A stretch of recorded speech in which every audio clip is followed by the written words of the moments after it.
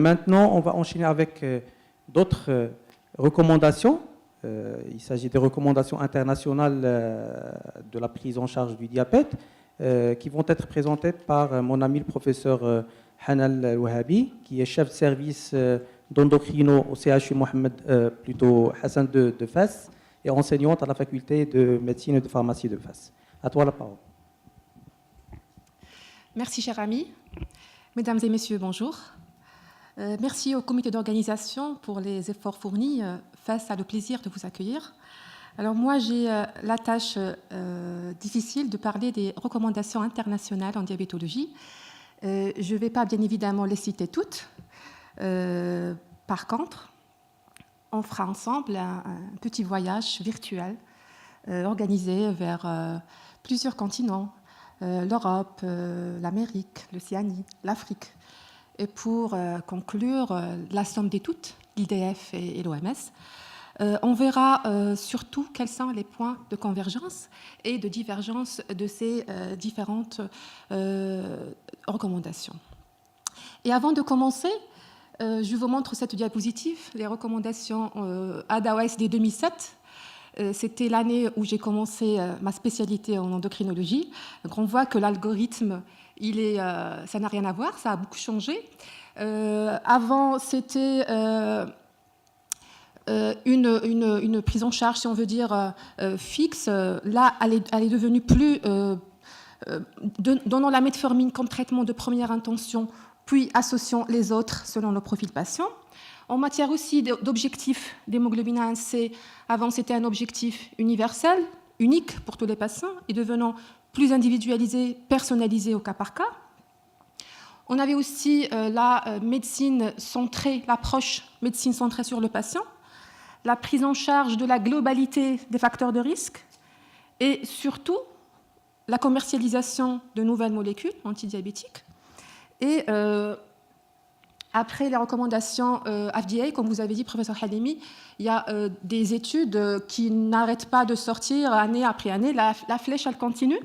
Donc, et beaucoup de guidelines ont adapté, ont actualisé leurs recommandations après les résultats de ces études. Alors, la première question à laquelle on va répondre ensemble aujourd'hui, c'est quel objectif glycémique chez le patient diabétique de type 2 et surtout comment l'atteindre.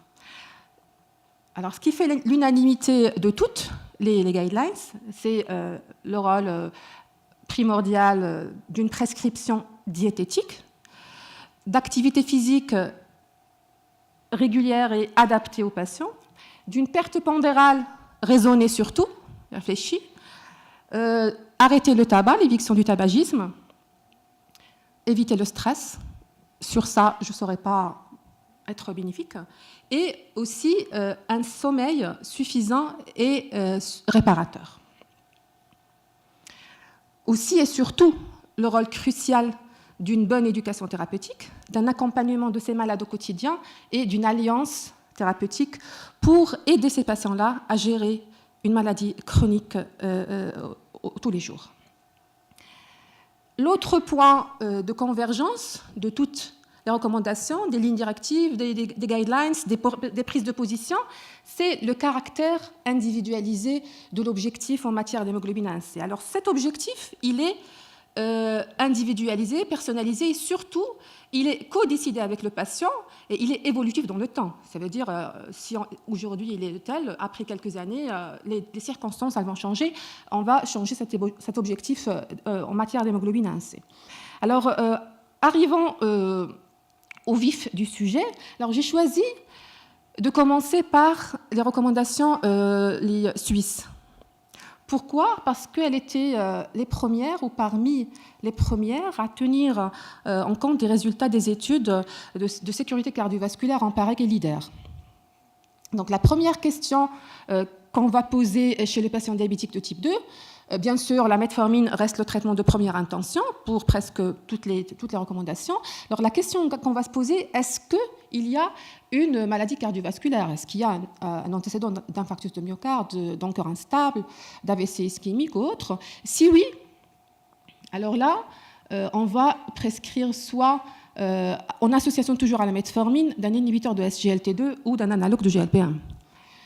Par la suite, l'optimisation du traitement, si l'objectif en matière d'hémoglobine A1C n'est pas obtenu, serait le rajout des autres thérapeutiques disponibles, inhibiteurs de DPP4, base à l'insuline, ou le sulfamide qui est spécifié par la société suisse et le glyclaside. Alors, s'il n'y a pas de maladie cardiovasculaire, dans ce cas, on peut choisir parmi les autres, c'est-à-dire les autres médicaments disponibles, inhibiteur de DPP4 en bithérapie, analogue GLP1, inhibiteur SGLT2. On va en fait renforcer par la suite notre thérapeutique. La deuxième question, est-ce qu'il y a une insuffisance cardiaque? Alors, si oui, on va rajouter un inhibiteur de SGLT2 et puis optimiser le traitement. La troisième question, est-ce qu'il y a des signes d'insulinocarence? Est-ce qu'il y a un syndrome, c'est-à-dire un syndrome cardinal? Est-ce qu'il y a carrément une décompensation, des signes d'insulinocarence, une perte pondérale? Dans ce cas, l'heure de l'insulinothérapie est là, donc il faut insulinotraiter le patient. Et une fois on a une insuline basale bien titrée, bien observée, on n'arrive pas quand même à obtenir c'est-à-dire les objectifs en matière d'hémoglobine A1C. Alors dans ce cas, on va soit mettre le patient sous 2 prémixés ou rajouter un analogue de GLP1 à la basale d'insuline. Par la suite, l'intensification se fera par un schéma basal-bolus. La quatrième question, est-ce qu'il y a une insuffisance rénale? Si oui, on va la stadifier. Quel stade? Et en cas d'insuffisance rénale, surtout stade 4 ou 5, on a peu de molécules, c'est-à-dire qu'on peut prescrire. Pour les Suisses, on recommande la prescription d'un inhibiteur de DPP4 à adapter au stade d'insuffisance rénale ou une insulinothérapie basale. Donc, pour tous les autres cas de figure, votre choix en bithérapie, c'est selon le profil patient, bien évidemment. Donc, est-ce qu'il y a un risque cardiovasculaire? Est-ce qu'il y a un risque hypoglycémique? Est-ce qu'il y a un objectif pondéral? Et surtout, dans notre contexte aussi, le coût et la notion de couverture médicale. On arrive par la suite à la prise de position de la société francophone. Alors, pour la société francophone, toujours et encore la metformine et les mesures diététiques en première intention.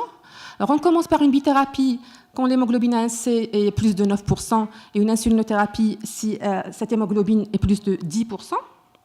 Par la suite, pour la société francophone, pour la bithérapie, on suggère de favoriser, c'est-à-dire la prescription d'un inhibiteur de DPP4 en bithérapie, vu leur sécurité cardiovasculaire et vu leur faible risque hypoglycémique. Chez les patients qui sont à faible risque hypoglycémique, alors on peut rajouter le sulfamide. Les analogues de GLP1, ils sont plus réservés aux patients qui ont un IMC supérieur à 30 kg par mètre carré ou des patients qui ont une maladie cardiovasculaire, c'est-à-dire en prévention secondaire. Alors vous voyez, comme a dit le professeur Halimi, les inhibiteurs de SGLT2 ne figurent pas parmi les thérapeutiques à rajouter parce qu'ils ne sont pas disponibles en France. On reste en langue française, mais on change de continent, on va au Canada. Alors pour la société canadienne, on peut commencer par mesure diététique seule au début, c'est-à-dire l'ajout de la metformine, elle est optionnelle. On va suivre le patient pendant 3 à 6 mois et puis on verra son hémoglobine A1C. Si elle est supérieure, elle est moins de 1,5 par rapport à la limite supérieure. Dans ce cas, on va débuter la metformine si ça n'a pas encore été fait ou augmenter sa dose. Si cet objectif est plus de 1,5, on va débuter la metformine immédiatement si ce n'est pas fait et donner une bithérapie chez ces patients-là. La même chose pour l'insulinothérapie que la société francophone et suisse. Donc, on va insulinotraiter tout de suite s'il y a des signes d'hyperglycémie symptomatiques. Par la suite, on a la même question qui se pose que l'ADA et la société suisse. Est-ce qu'il y a une maladie cardiovasculaire? Alors, pour les Canadiens, si oui, on va donner un traitement anti-hyperglycémique qui a prouvé son bénéfice cardiovasculaire. L'empagliflozine, la liraglutide et la canagliflozine. Et la petite flèche que vous voyez à côté, donc la canagliflozine, elle a évité chez les patients qui ont un antécédent d'amputation des membres inférieurs suite à la publication des résultats de l'étude Canva Study. S'il n'y a pas de maladie cardiovasculaire, c'est selon ce qu'on c'est-à-dire l'objectif chez le patient. Si on veut éviter l'hypoglycémie et le gain de poids, dans ce cas, on va donner un inhibiteur de TP4 ou les deux autres déjà cités. Sinon, c'est la même chose, c'est selon le profil patient. C'est-à-dire la bithérapie, la trithérapie, c'est selon est-ce qu'il y a des comorbidités associées, le degré d'hyperglycémie et coût et couverture aussi. Donc, pour le cas de l'insuffisance rénale, il y a cette diapositive que j'ai tirée, que vous connaissez tous, l'ajustement thérapeutique en cas d'insuffisance rénale. Je prends surtout l'exemple de l'insuffisance rénale stade 5, où peu de molécules peuvent être prescrites. Vous voyez en vert, vous voyez les gliptines, pas toutes, mais il faut soit adapter, c'est-à-dire la posologie, diminuer la posologie, et l'insuline aussi, ça reste un traitement, une option thérapeutique chez ces patients-là. Alors, on arrive à la ACE, la deuxième société américaine, qui voit ses objectifs un peu à la baisse par rapport aux autres, elle est à 6,5. Bien sûr, toujours individualisé, personnalisé. Alors, si on peut l'atteindre sans risque hypoglycémique important. Il y a une chose sur laquelle on peut ne pas être d'accord, c'est la monothérapie. Donc, pour la ACE, on peut commencer par metformine, comme on peut commencer par les autres antidiabétiques. On est tous d'accord que la metformine reste le premier traitement à prescrire chez un patient diabétique. Après, c'est selon l'hémoglobine A1C de base, on peut commencer aussi par une bithérapie ou une trithérapie si cette hémoglobine A1C est plus de 7,5. L'insulinothérapie, elle est indiquée surtout s'il y a des symptômes à partir d'une hémoglobine supérieure à 9%. Alors, quand il faut prescrire une insulinothérapie, pour les cliniciens américains, c'est l'insuline basale, dont la dose dépend du degré de la valeur d'hémoglobine A1C. Donc, une fois cette insulinothérapie est bien titrée, bien observée, on n'arrive pas quand même à atteindre les objectifs. Dans ce cas, on va optimiser, soit par l'ajout d'un analogue de GLP-1 ou par une insuline prandiale, basal plus 2 et puis basal bolus. On arrive au NICE. Les recommandations anglaises. La metformine toujours de première intention. L'hémoglobine A1C, elle est vue à la baisse comme la SCE, toujours personnalisée, la même chose. En bithérapie, on ajoute l'une des molécules disponibles. Alors vous voyez, la pioglitazone, elle est disponible en Angleterre, donc elle est à prescrire aussi en bithérapie, en trithérapie par la suite. La particularité du NICE pour l'insulinothérapie, il privilégie de commencer par une NPH en 2 fois, vu sur le coût de la maladie, bien sûr. Et les analogues de GLP-1 sont réservés pour les Anglais, pour les patients qui ont un IMC qui dépasse les 35 kg par mètre carré. Ou chez un patient qui n'a pas cet IMC, mais qui refuse ou qui ne supporte pas l'insuline. On arrive dans notre continent, l'Australie. Toujours la même chose, metformine première intention, mesure diététique. Donc, ce qui est en vert, c'est les traitements à privilégier. Donc, metformine première intention en monothérapie, en bithérapie, sulfamide ou DPP4, et tous les autres après en triple thérapie. Pour les Australiens, comme vous voyez, les thiazolinidione, la carbose, l'insuline vient, c'est-à-dire, si on veut dire en dernier lieu, ça aussi, ça se discute. Pour l'insulinothérapie, on commence par une basale ou par de primexé, qu'on va après, par la suite, intensifier par le schéma basal-bolus. On arrive à l'IDF, la somme de toutes les recommandations. Pour l'IDF, l'objectif personnalisé, mais pour la plupart des patients, moins de 7%. Metformine toujours en première intention. Alors pour l'IDF, il y a une petite parenthèse pour les sulfamides. Pour l'IDF, il faut éviter les glibenclamides, alors qu'on sait que les glibenclamides, ça reste un traitement qui est prescrit dans plusieurs pays et un traitement que les patients trouvent accessible. En bithérapie, on peut rajouter les autres thérapeutiques et l'analogue de GLP-1 est à prescrire pour les patients qui ont un souhait de perte pondérale et les patients qui se le permettent, c'est-à-dire problème de prix aussi. La question qui se pose, jusque-là, toutes les recommandations dont j'ai parlé, c'est des recommandations de pays dits à haut revenu. Est-ce que ces recommandations-là, elles sont applicables dans tous les pays? Donc j'ai trouvé ce papier publié en Diabetes Care en 2018, qui est assez intéressant, qui a pris plus de 2600 manuscrits, recommandations, lignes directrices, prises de position, publiés entre 2006 et 2016. Et en classant les pays en bas, c'est-à-dire pays à bas revenu, moyen et haut revenu.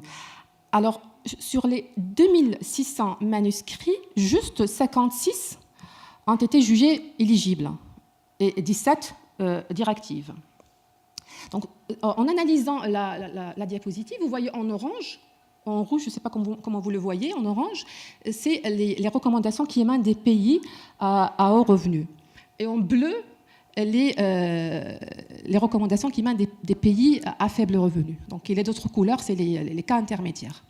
Donc, on voit déjà que la cible, c'est-à-dire le public cible de ces recommandations n'est pas le même. Les sujets traités par ces recommandations n'est pas le même. Donc, vous voyez, par exemple, regardez ici, que pour les pays à faible revenu, c'est surtout, c'est-à-dire on parle beaucoup sur la prise en charge des urgences en diabétologie. Alors que vous voyez, il n'y a pas en bleu ici pour la prise en charge des maladies cardiovasculaires ou des maladies non cardiovasculaires. Alors, pour les autres recommandations des pays à haut revenu, ça touche surtout l'éducation, la prévention, la nutrition et la prise en charge globale. Ce qui a ramené l'OMS a adapté,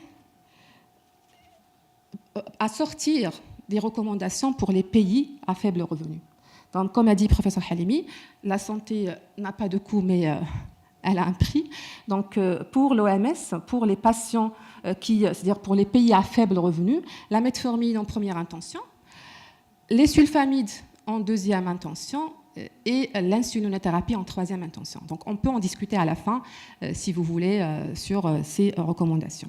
Il y a aussi des experts africains de l'Asie, du Moyen-Orient, qui se sont réunis pour sortir un consensus sur la place des sulfamides. Donc ça, c'est une plaque c'est-à-dire qui paraît dans le consensus, donc qui se sont basés sur plusieurs études, sur ce qui se fait dans plusieurs pays, et ils proposent de donner les sulfamides en bithérapie. Alors chez qui? Dans les pays où il y a une forte prévalence de diabète, des pays qui sont à faible revenu. Chez quel profil patient? Surtout les patients qui sont jeunes et qui ont une courte durée d'évolution du diabète. Il y a ce papier qui vient de paraître dans Médecine et maladies métaboliques il y a quelques jours. C'est un consensus qui est établi par les experts de l'Afrique subsaharienne qui recommandent l'utilisation de la metformine en premier lieu, sulfamide en deuxième lieu, et puis les autres par la suite. La situation au Maghreb. Donc, je n'avais pas traité le sujet parce qu'il y avait le professeur Belhaj qui avait comme thème la situation au Maghreb. On sait au Maghreb que les patients consultent un stade tardif. On sait qu'il y a un problème de coût pour quelques-uns, de couverture sociale pour quelques-uns. Il y a aussi un manque dans la partie dépistage et prévention. Donc, c'est un appel pour actualiser, modifier ce référentiel marocain et aussi, pourquoi pas, faire un référentiel ou une prise de position maghrébine. Arrivons à la deuxième partie du sujet. Donc, l'équilibre glycémique n'est qu'une facette de la prise en charge du patient diabétique. Qu'en est-il des autres facteurs de risque cardiovasculaire? Donc, je vous projette cette diapositive des recommandations canadiennes avec le mnémotechnique ACTION dans la prise en charge du diabète. Action A, hémoglobine A1C, équilibre glycémique. C, cholestérol, prise en charge de la dyslipidémie. T, contrôle optimal de la tension artérielle et intervention en matière d'activité physique et alimentation saine, ou ordonnance en tout ce qui est maladie, c'est-à-dire protection cardiaque. N, no tabac, non-fumeur. S, s'occuper du dépistage des complications. Et à la fin, toujours ne pas oublier la santé psychologique et mentale de nos patients. Merci.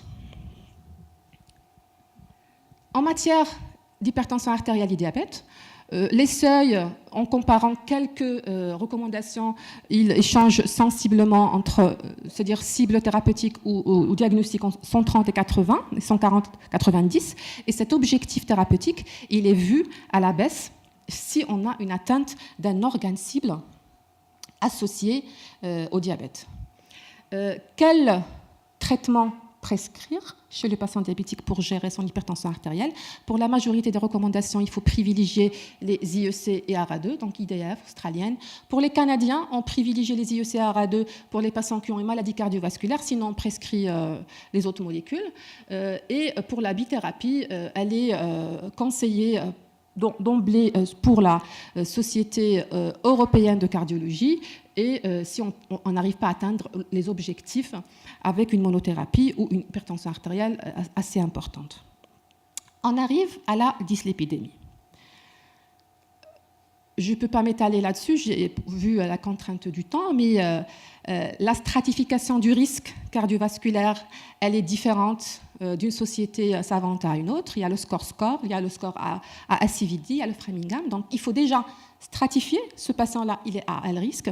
Pour la majorité des recommandations, le diabète lui-même est un patient à haut risque cardiovasculaire. Et après, selon la stratification faite, on établit un objectif en matière de LDL.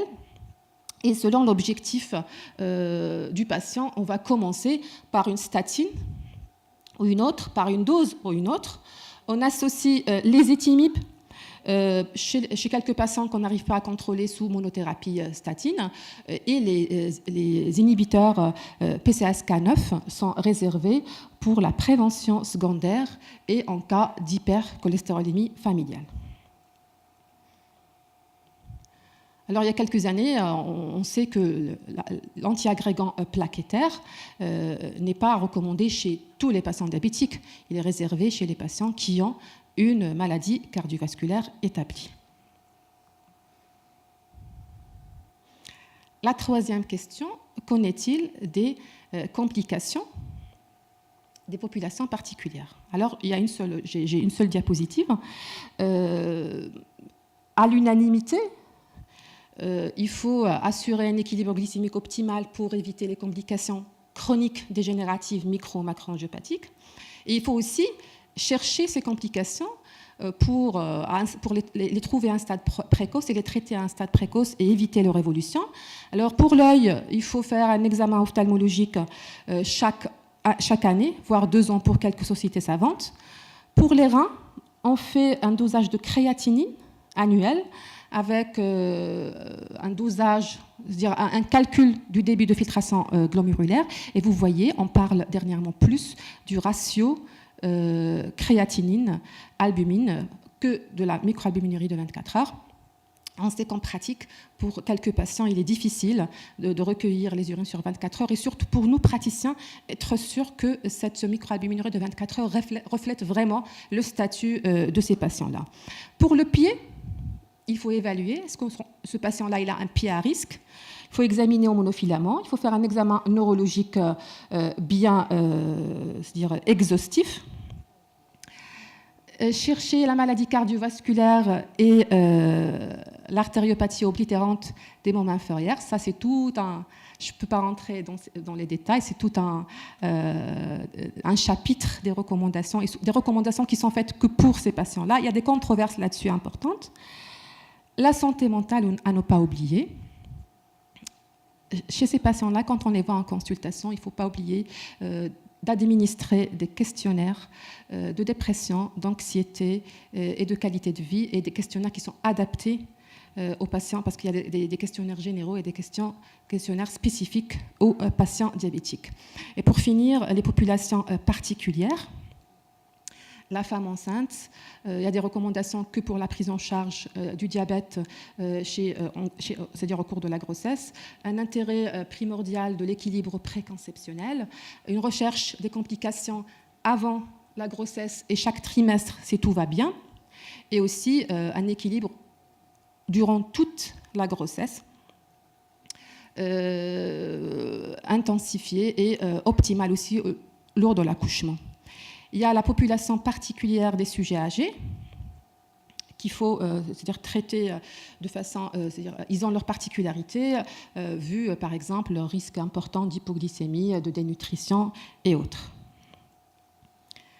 Comme l'intitulé de mon sujet, les recommandations en diabétologie, donc je vais quand même toucher un petit mot, une seule diapositive, pour le type 1. Alors pour le type 1, que dit l'ISPAD 2018 ? Quelles sont les nouveautés de l'ISPAD 2018 ? L'hémoglobine, l'objectif en matière d'hémoglobine toujours personnalisé est vu un peu à la baisse par rapport aux années précédentes. Il est moins de 7%, mais si on arrive à l'atteindre et l'avoir sans hypoglycémie. La deuxième des choses, il y a le dépistage des complications microvasculaires qui va se faire à partir de 11 ans pour une évolution du diabète de 2 à 5 ans. Avant, c'était c'est-à-dire à partir de 10 ans. Aussi, l'intérêt de faire un dépistage des complications en préconceptionnel chez les jeunes diabétiques type 1 et lors de chaque trimestre, si tout va bien. Pour le bilan lipidique, pour l'enfant, comme c'est difficile de le maintenir à jeun, pour l'ISPAD, on peut le faire, dire non à jeun. S'il est normal, c'est bien. Donc, s'il est perturbé, il faut le contrôler à jeun avant de dire est-ce que ce patient-là, il a un bilan anormal ou pas. Et aussi l'intérêt du bilan rénal par le ratio albumine-créatinine. Alors pour finir, une diapositive un peu péjorative pour dire qu'il y a les recommandations. Elles sont faites pour nous aider dans la vie quotidienne, mais il y a aussi la vie quotidienne avec tout ce qu'on voit chez nos patients, leurs particularités. Chaque patient est unique, chaque cas a ses particularités. Donc, ce n'est pas un livre de recettes qu'on va ouvrir et s'en servir, mais c'est au cas par cas, c'est selon le profil patient. Et ce qu'il faut surtout éviter et insister sur, il ne faut pas l'inertie thérapeutique pour le patient, pour le médecin. L'inertie, l'au-delà du patient lui-même, qui refuse parfois d'optimiser son traitement, l'inobservance thérapeutique, qui va créer toute sa difficulté de la prise en charge.